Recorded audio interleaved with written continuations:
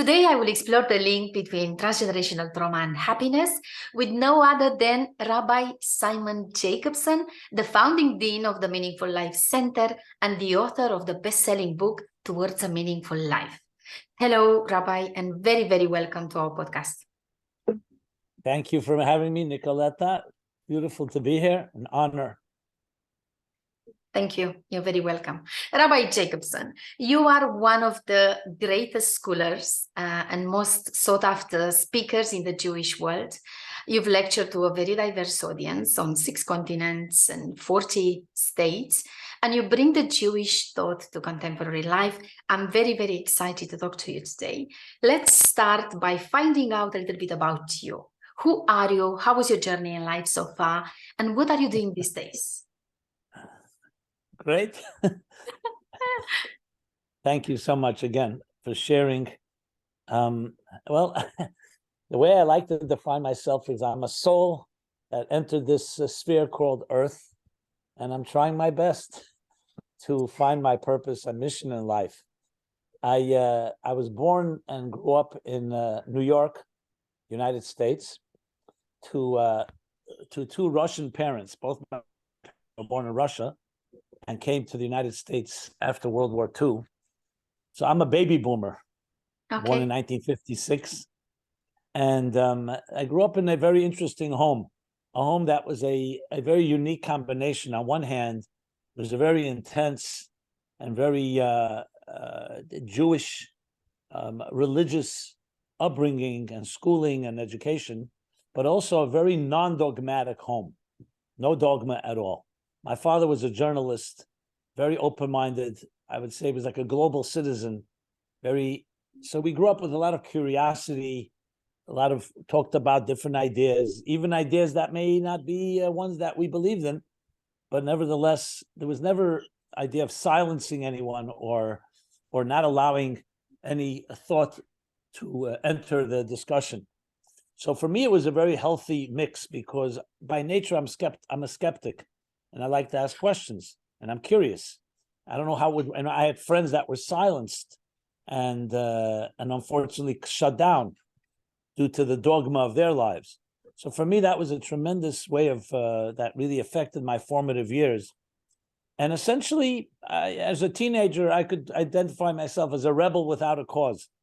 I had a lot of energy, a lot of spirit, free-spiritedness, but I didn't have a cause. It was my late teens where I finally began to study mysticism and spirituality and the esoteric teachings, especially of the Kabbalah, of Jewish mysticism, but also other schools of mysticism, including Far Eastern thought and others. And it was the spirituality that really touched my soul like music. It resonated. And that's when I, in a way I could say, I discovered my mission statement in life, which was to bridge the spiritual and the secular. I love mathematics and physics. I love music. I love many things in life, but I feel what's most important in our time, especially in our time, because we're so materially successful and prosperous with technology, with science, with medicine, is often the soul is ignored. And the soul needs to be nourished as much as the body. I'm sure we'll talk about this, which is the key to happiness, because you can be a billionaire and be miserable. Absolutely. And so I saw it as my mission to use my talents and skills, including writing and speaking and podcasts and so on, to help people find their own personal mission in life, to find their soul. I'm very taken by a poem by Oliver Wendell Holmes. It's called The Voiceless, where he writes, "Alas, to those that die with their song still inside them." And everybody has a song. So in a way, my mission is to help people find their song and have the courage to sing it. And that's what I do. Wow. Meaningful Life Center, the Meaningful Life Center that you mentioned is the organization that I have the privilege of heading. I have a very great team. And that's what we do. We do live programming, video, audio, writing, books, every medium possible, social media, to try to help people find. I always say, no business can function without a mission statement. Can you? Can you function without your personal mission? Which means connecting to your soul, connecting to your unique song, no matter where you come from, everybody can use it, not just use it. I think we will never be complete people if you only feed your body and not your soul. And that's what I do. That's my whole life is around that. And thank God I only involved in very beautiful things, meeting constantly interesting souls, intersecting, cross-pollinating, and like I'm meeting you now. And you're a wonderful audience. To me, this is the greatest honor, that there is dignity of seeing where we can, like, the confluence and the coming together and the harmony, what I like to call the harmony of the cosmic symphony, each of us playing our song and all joining together in something greater than the sum of the parts. Thank you. I mean, you're talking music to my ears. I'm feeling excited just listening to you. It's so beautiful how you talk about your father as a global citizen, ahead of his time anyway. And then how you respect your origin.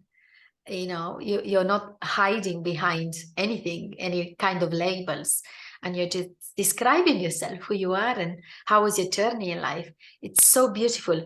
And when you talk about meaning, I mean, what's more interesting in this world than that? I can't find anything more exciting to talk about.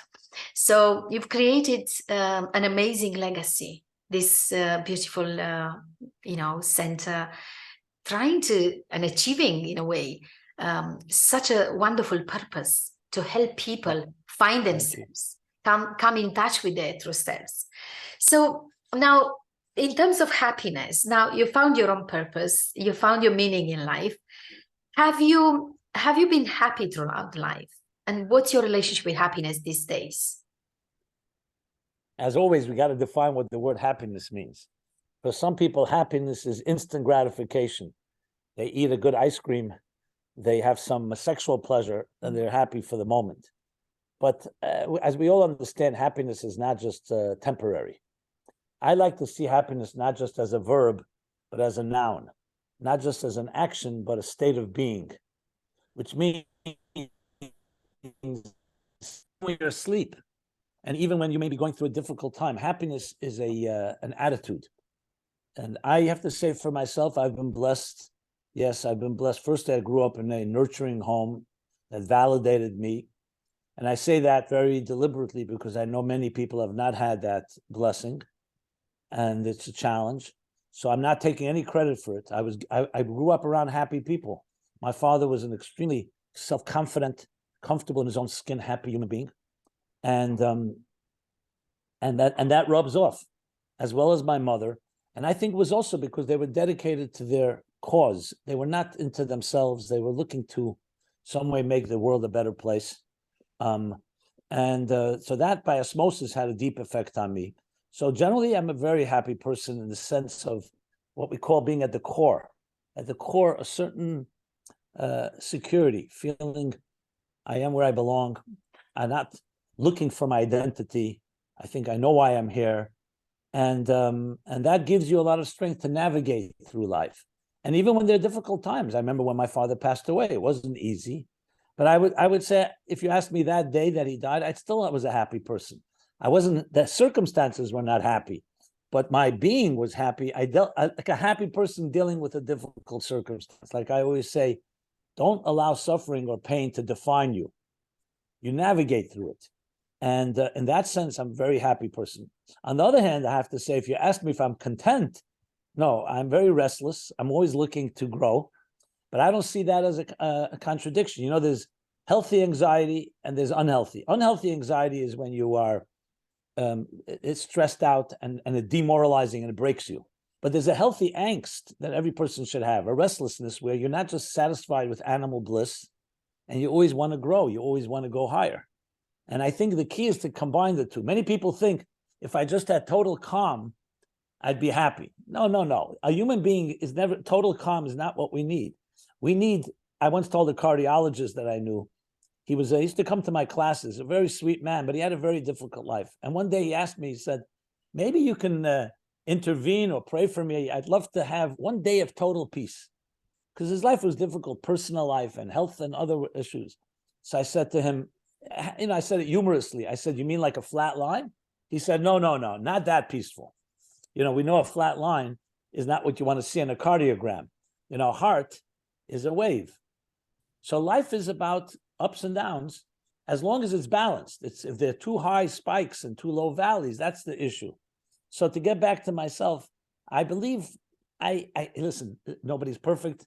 I think I have somewhat of a balance between a certain inner sense of my foundation is there, but then you need to climb and build like a tree. Tree needs deep roots, but then you have to blossom and spread your wings.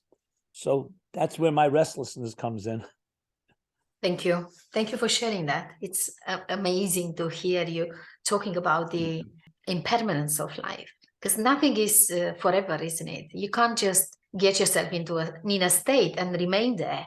Life is unfolding every single second. And I feel that in a way, the art of life is about finding your way back home into, I don't know, a sense of balance, a sense of inner strength, a sense of yoga, they call it in other cultures. Now, it's nice to hear that you had a stable home. That's so important. We all know now that naturally, when you have quite a troubled childhood like mine, for example, with a lot of domestic abuse and settledness, it's quite difficult to find your way into that kind of balance. I mean, it hasn't been that difficult for me because I had my first 7 years of life with my grandparents, who were very loving and very caring. So in a way, I had a foundation. But you're talking about a nice start in life. How did you become interested in healing and personal development and being of service to others if you haven't been challenged yourself quite strongly in the first years of life? That's an excellent question. Excellent question. I asked myself this question many times. As a matter of fact, because I'm relatively successful with dealing with people who've been through a lot of darkness and pain and trauma and abuse. So everyone thinks I must have been seriously abused, because who else can have empathy and relate? I don't have a complete answer, to be honest. I will say I sense it's a combination of a few things. First of all, part of being intact, somewhat relatively speaking, meaning growing up not in an abusive environment, is also not being selfish.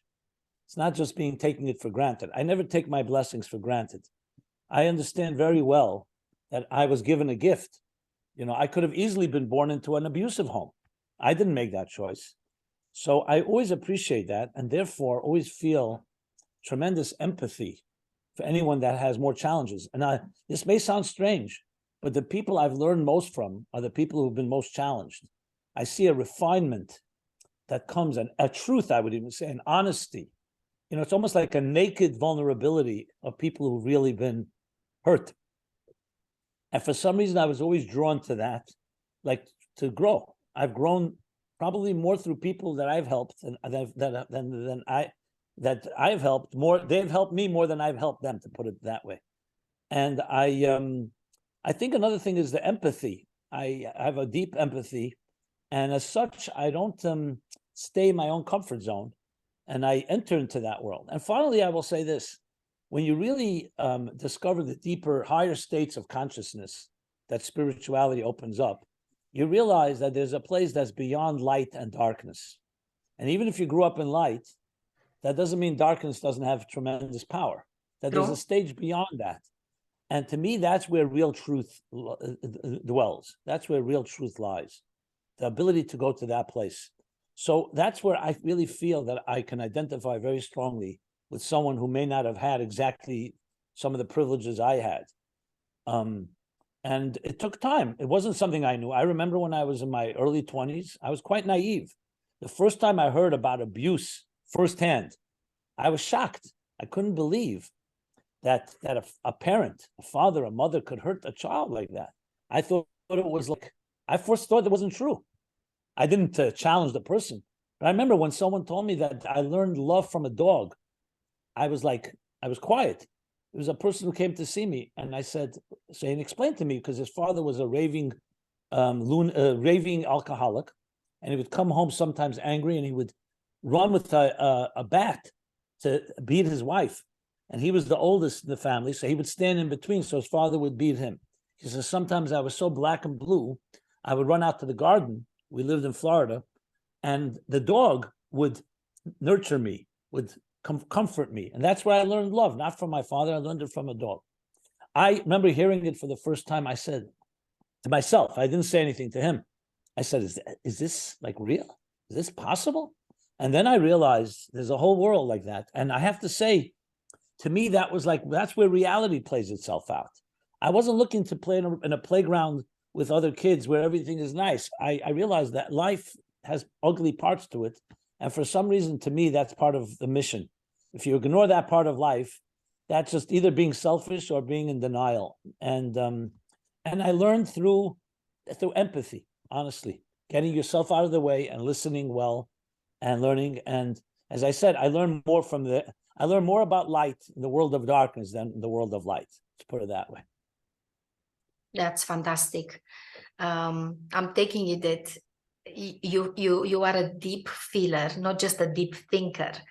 And because you permitted yourself to go to that level of vulnerability and join others through their own darkness, then you've maybe been introduced to a different kind of world, a little bit different than the one you were accustomed to. And that's probably triggered your interest in helping others.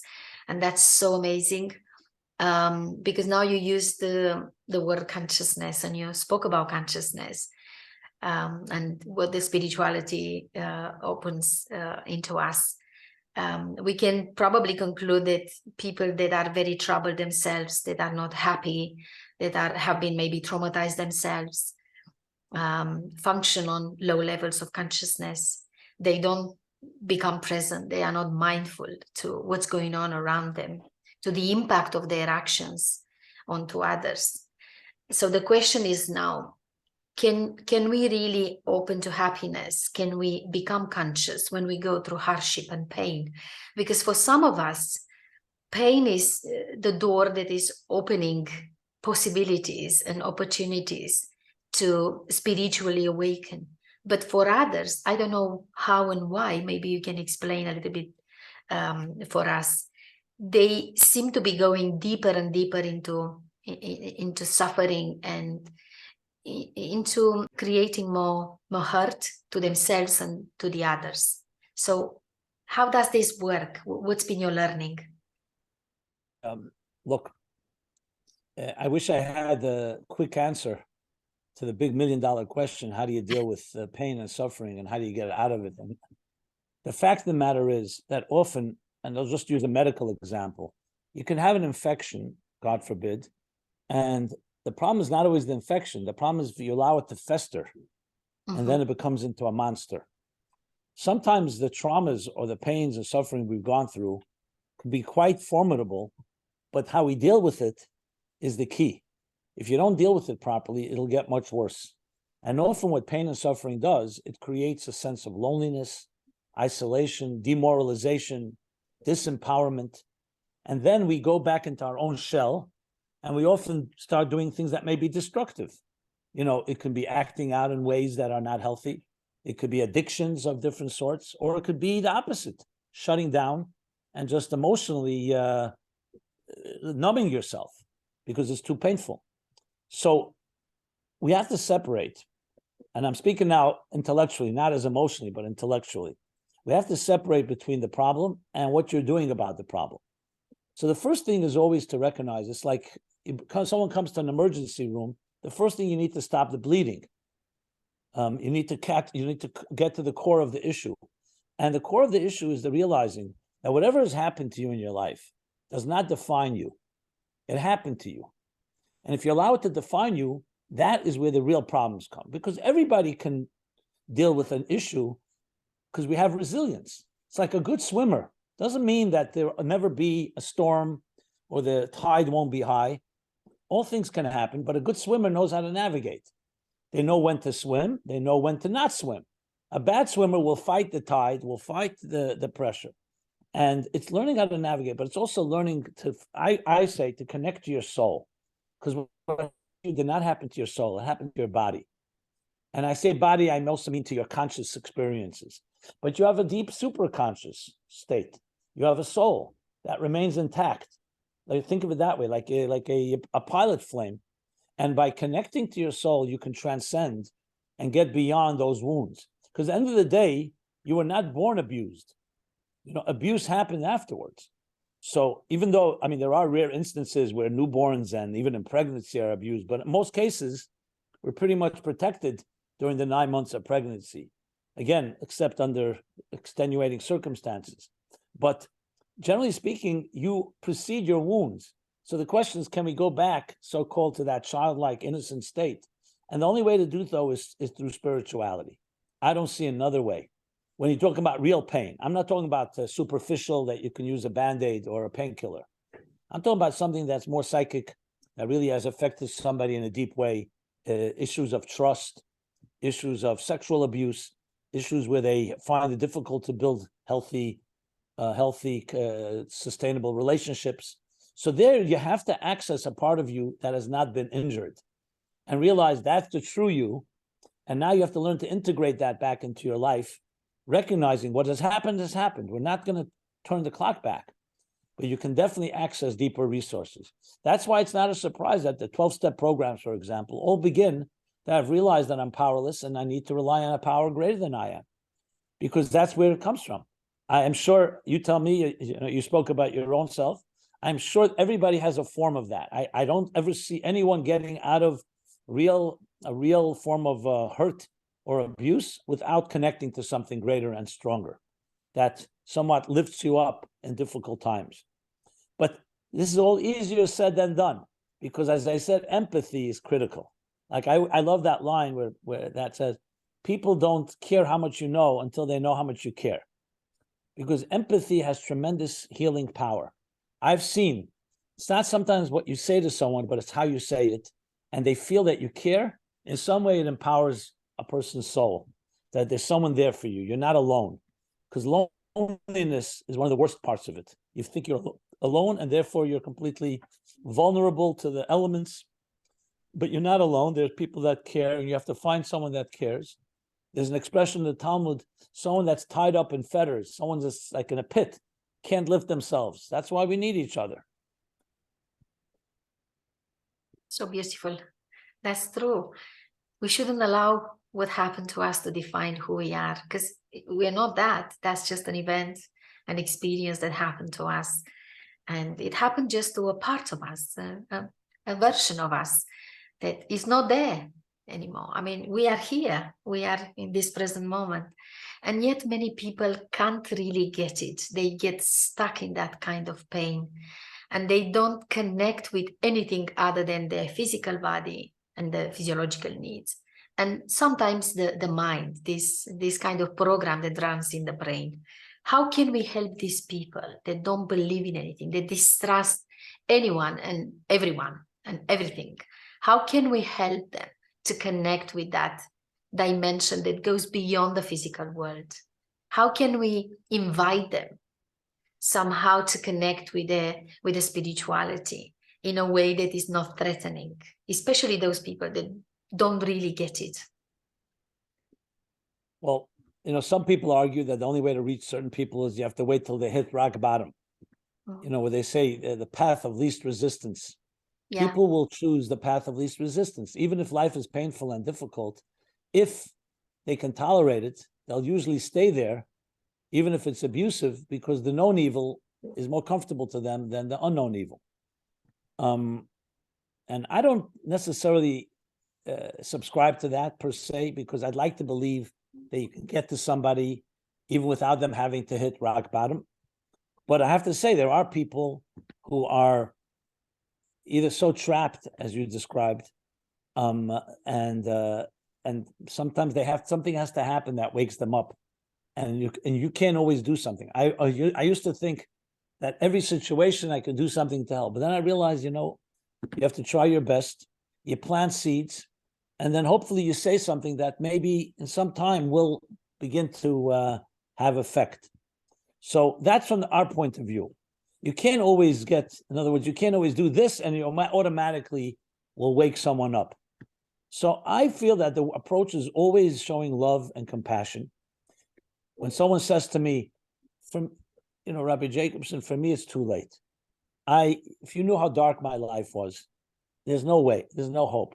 And I will always say, I am sensitive, and it pains me to hear that. But you know something? Just like I have not seen darkness, you've not seen light that I've seen. So just as much as you want me to be open to your hopelessness, I want you to be open to my hope. There is hope. You just don't see it yet. And hopefully you will. And just know that you're not a lost case. Your soul is always alive. It's just sometimes undercover, and it needs. So I will never give in to somebody's hopelessness. I will respect it and validate it. I will not tell them, hey, you don't feel that way. They do feel that way. But you have to always you're an intelligent person, keep your options open. It would be not wise for you to just close off all possible scenarios. Will that work? Not necessarily, but I'll tell you, something happens. People's lives, remember, as I said before, is mobile. Nobody stays in the same place. Even people in a terrible mood are not always the same terrible mood. There's movement. Sometimes there's a celebration in their family. Sometimes there's a tragedy. Sometimes the birth of a child, life cycle moments. Sometimes you just grow older. You suddenly turn 40, you turn 50, you turn, there's, so you always look for those openings. But I don't really have a magic pill or a formula that I can say. I would just say to anyone who is, if anyone's listening to this program, they probably feel there is a little hope still. Maybe there's something. But anyone in that situation, I would say, do not give up on yourself. I would never give up on you. Why would you give up on yourself? And don't be so arrogant in being so convinced that you're a lost cause, But I do understand why cynicism settles in after people have been hurt time and again. You start saying, you know what? It's a very dangerous world, and I just don't trust anyone. But when you don't trust anyone, means also no one will trust you, and you'll never have relationships. It's so sad to see. So my response is always, you have much more than you ever will know. Just like we know today, science, we've discovered dimensions no one could have imagined 100 years ago, 10 years ago, 50 years ago. Would anyone believed 200 years ago that you have planes flying in the sky, that you have internet, that you have television, where you could see a tennis game thousands of miles away, that you could. No, so if we can achieve such greats, how do you know what we can access within ourselves? Do you know your great potential? I mean, this is some of that's the tone and the message I would try to convey. Your narrative is so empowering. I absolutely love it. I feel that in a way we need to get ready for that kind of moment when we awaken, when we feel strong enough to maybe embrace that dimension in us that might be frightening to discover straight away, or might be hidden a little bit behind the pain and that darkness that you mentioned. Now, can we move a little bit the discussion towards transgenerational trauma? Because trauma comes in all sorts of ways. It's abuse, it's neglect, different other adverse childhood experiences. But I'd like to get your view on transgenerational trauma. Have you been following this? What's your view on this? Do you feel that in a way, if we don't deal with the pain, if we don't learn more positive ways of being, of thinking, of behaving, of being in the world, do you feel that we can transfer this onto our children? Do you feel that maybe unless someone awakens within a family to start tidying up a little bit this ancestral pain and all of these experiences that have been passed from one generation to the other, do you feel that this can carry on? What's your view on this? Yeah, well, as you know, that this is an area where there's a lot of new developments and new discoveries and new theories. So like it always is in that case, there are different opinions and things are still in development. Yes. I don't know if anybody has anything conclusive, because there's always this theory, that theory, talk about intergenerational trauma, transgenerational trauma. Well, I will say trauma. This. Mm-hmm. Collective trauma, correct. Whether it's nurture or nature is another discussion. Whether, in other words, do we actually pass on a certain genetic pattern of trauma from one generation to the next? Let's say children of Holocaust survivors, or children of other trauma. That I don't know if we should have to go into that or not, because it's possible. I'm not going to suggest otherwise, because there is the concept of genetic change, or what they call plasticity and so on. But it can be equally problematic, even if it's not genetic. Growing up in a home where parents, or one parent or both parents, are constantly in a post-traumatic state, even if they didn't pass on the genes, little children are going to see and feel the anxiety and stress of their parents. So to me, it's almost academic whether it's genetic or not. I mean, it's not academic completely, because obviously if something's genetic, it's more complicated. But we all know that even nurture can also affect your genes. At an early age, you have parents who are very angry or bitter or guilty or traumatized, is going to affect every person, even the healthiest person. That's how it is. So the real question is not just how it got to us, the trauma, but what do you do about it? Whether it's genetic or not, whether it's intergenerational or transgenerational or collective, as you said. So that's, to me, the biggest question is, what do you do about it? Now, obviously, as I said, if it's acquired, it's one thing. If it's natural, it's another. I will go with stating the following. Going back to the theory, it's called the theory of the soul. A soul is a non-traumatic entity.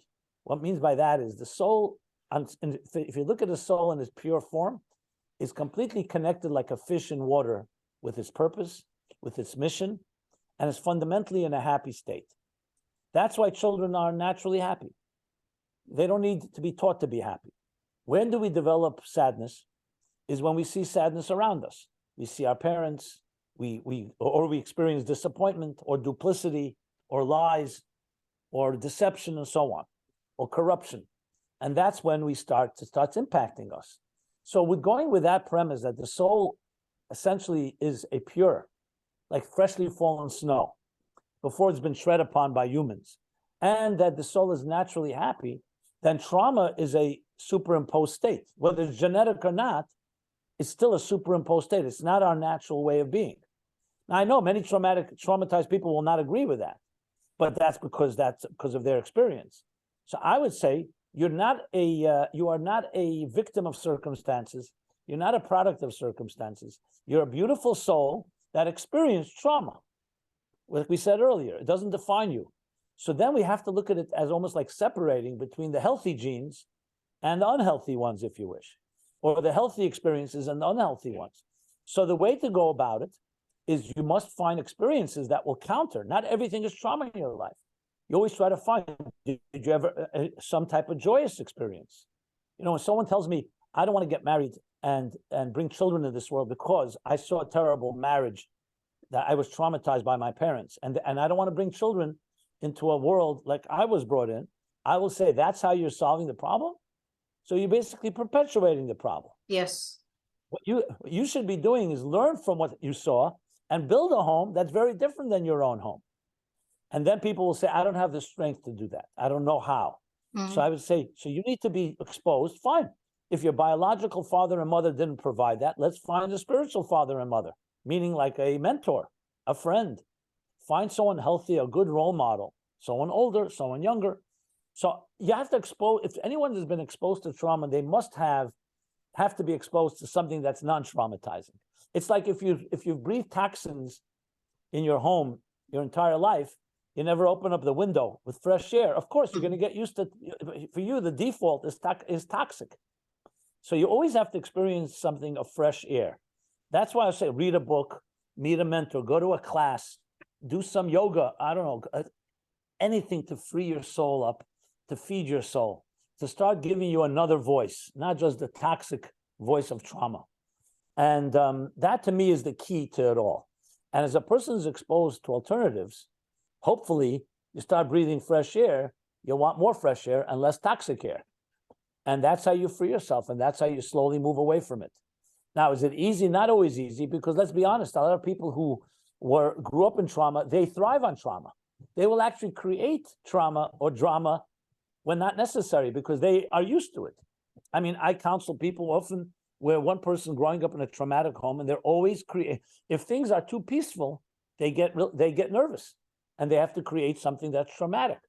I know it sounds strange, but I'm sure you're familiar with the phenomenon. Yes. It Yes. became their modus operandi. That's the problem. That became their MO. So the key is to show there is another option. Open yourself to another option. Expose yourself to beautiful experiences, somewhat to counterbalance and somewhat neutralize some of the trauma. And that's no matter whether it's intergenerational or transgenerational or collective or through nurture, meaning through your upbringing, your environment. It's as simple as that. If you're around bad friends, if you're around bad influences, you're not going to heal if you stay in those same environments. It's as simple as that. Like, like they say, if nothing changes, nothing changes. You got to change something. You have to initiate some new experience. I can't overemphasize enough new experiences. Don't stay with your old friends and with old company and with your old environment if things aren't working. That's what they say is insanity is doing the same thing and expecting different results. And you have to get out of that comfort zone and move on. I'm not suggesting again that this is easy or simple, but it's the way to go. I truly believe that as well. And I feel that the only power we have is the power of choice. And this is something no one can take from us. It's, completely in our hands. And I love how you talk about the ambivalence of life, because nothing is completely gorgeous and not everything is horrible. And we have a mixture of experience in life. It's about seeing everything, learning to live with everything, and learning to appreciate what's wonderful when maybe we have a difficult time or a difficult day, not allowing ourselves to be dragged into the negativity. So I so much love the way you're looking at life. If this is the teaching of Kabbalah, that I love this, and I'm interested to know a bit more about it. Thank you so much. So now, Rabbi Simon Jacobson, tell us about your book. You sold more than 400,000 copies, I believe, to date. It's been translated in over 10 languages. I mean, you bring the universal teachings of Torah or Kabbalah, like the blueprint for life. What is this about? What have you learned researching and writing this book, researching for this book and writing this book? Tell us your best 3 learnings, how to live a meaningful life now towards the end. Sure. So I wrote this book in 1995 originally, so a while back. And I was trying to convey in a book, almost like an introduction to a meaningful life for people of all backgrounds.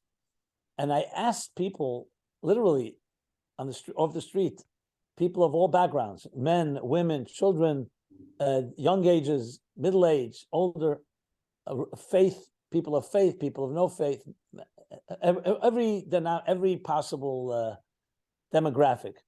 And I asked, what are the 30 most important topics in your life? Not necessarily right now, but through your life. And everybody answers the same things. So I wrote a chapter on each one of them. I began with body and soul and birth, childhood, education, love, marriage, intimacy, pain and suffering, wealth and charity. I mean, I went through the cycles of life and all the main topics and divided into 3 sections. One is the personal and interpersonal. The second is social issues like technology, women and men, government, leadership. And finally, the third section is theological: God, faith, unity, good and evil, miracles, redemption.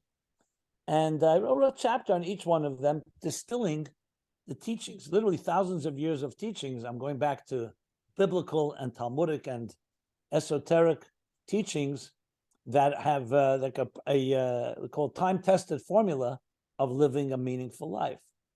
And thank God, it was a very successful book, as you said, sold, continues to sell. I went on a big book tour speaking about it. In many ways, the Meaningful Life Center is an outgrowth of that book. That's why it's by the same name. Yeah. And I go back to your line. I think just like we need oxygen, without meaning, your life is really aimless. A meaningless life is a person who wakes up every day and is just surviving.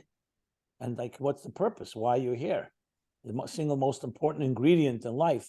And you see, I would say that anybody that has real meaning in life will probably preempt most maladies and problems that we face, because meaning gives you that direction and focus. I mean, in many ways, like Viktor Frankl, Man's Search for Meaning, right? So meaning gives you that ability, that let's call it the GPS, the compass, that directs your life. And without that, everything becomes fragmented. It's like a company without a mission statement. Imagine a business without a mission. It's inconceivable. So meaning lies at the heart of why you're here and what are you doing. And it also prevents the fragmentation that happens from so many different things we're doing by connecting it like a hub, connecting the different spokes. And that's why it's so fundamental. So I would say three things. I think the key to meaning, and the same as to happiness, are three things. Number one is knowing that you are indispensable and that your life absolutely matters. And even though 8 billion people on this planet, you're unique. And what you have to contribute to this world, only you and only you can do. And it's embracing that sense of mission that gives both meaning and a certain sense of happiness, because you know that's what I should be doing right now. You're not lost. And the second thing I would say is living in the now. What opportunities are present to you right now? Not living in yesterday or in the past, what could have been, what should have been, and pointing fingers, how I'm a victim to this, carrying all that anger or resentment or vengeance, basically fighting demons all the time. But instead, living in the now, what opportunity has come your way, and how are you using it to fulfill your mission? And finally, I think the third thing is the most important thing, included with the first two, is a life of service. Meaning, it's not about you. It's not about you. You're here to give. You're here to bring light to others. That doesn't mean you should neglect your needs, but it's not the beginning and end of it all, your needs. You are here to serve. And I think when you have those elements, sense of mission, sense of the moment, and a sense of service, those are the three most important ingredients in finding meaning and in finding happiness. Thank you so much. That's fantastic. So you are significant, you live in the now, and then be of service to others. It's beautiful. Yep. That's the key to finding a meaningful life. Thank you so much, Rabbi Jacobson. Towards the end now, where can people find out a bit more about you, where they can order the book if they wish, where they can find the Meaningful Life Center, maybe follow your courses, or I don't know, find more information? Yeah. Absolutely. So first of all, our main, beachhead, if you wish, platform is meaningfullife.com, a website called meaningfullife.com. That's easy. And there you can find a wide array of materials and videos. We have a very robust, especially lately, YouTube channel at Meaningful Life Center on YouTube, where you can subscribe and get videos. And most of it is really free. I mean, there are things that we sell as well, but most of it is free. You can subscribe as well there to our weekly offerings or even daily offerings. We're on all the social media platforms.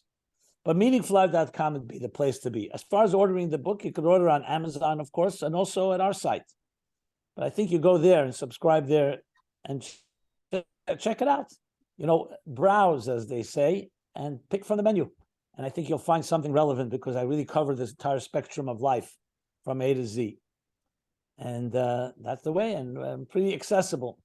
And please know that I say this to you and to everyone that are your listeners, that I am, we're kindred spirits, allies. See me as a resource. Any way I could help you in your journey, I'm here. You are a wonderful resource for us all, for the humanity.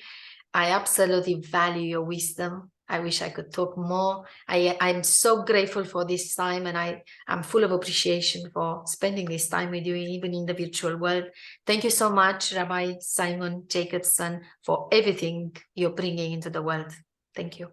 Thank you, Nicolette. It was beautiful speaking with you. You're very warm, and it was. I feel very uplifted. Oh, thank you. I really appreciate that. All the best. Thank you.